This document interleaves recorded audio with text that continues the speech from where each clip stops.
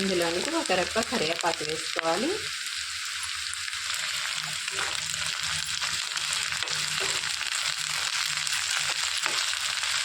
ఉల్లిపాయలు అనేవి మంచిగా వేగిపోయాయండి.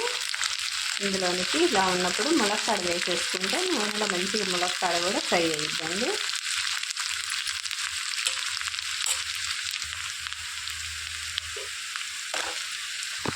ఇలా వేగిపోతున్నప్పుడు కొంచెం పసుపు వేసేసుకోవాలండి.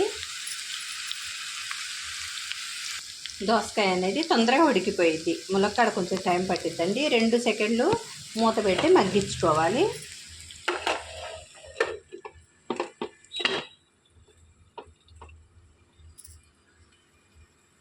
ఇందులోనికి